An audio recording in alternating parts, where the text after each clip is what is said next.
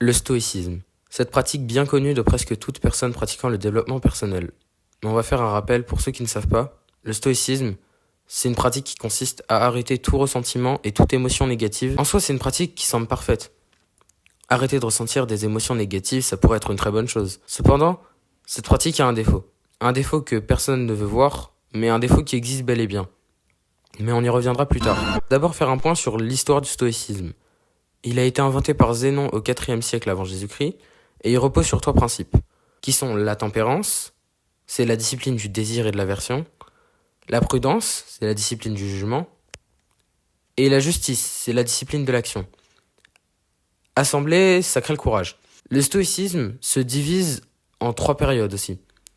Il y a l'ancien stoïcisme, suivi par le moyen stoïcisme, et enfin le stoïcisme impérial. Mais même si ce sont 3 périodes différentes, il n'y a pas de grande différence entre ces 3. Et même si ça semble parfait, il manque quelque chose au stoïcisme. Quelque chose de très important, qui s'appelle la liberté de choisir.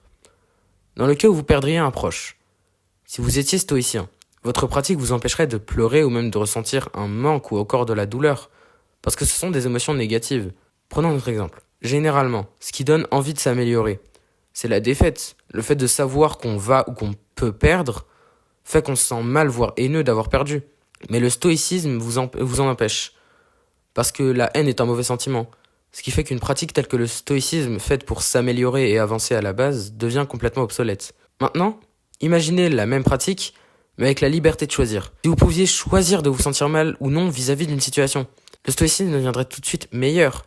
Le problème étant que si une pratique m'empêche d'atteindre mon objectif, je ne la pratique pas. Et si on suit mon raisonnement, ce que je propose n'est plus du stoïcisme. Mais malgré ça, il y aura encore des stoïciens pour le meilleur et pour le pire. Sur ce, c'était Milan, mange bien, dors bien et abonne-toi en Rochelet 1K.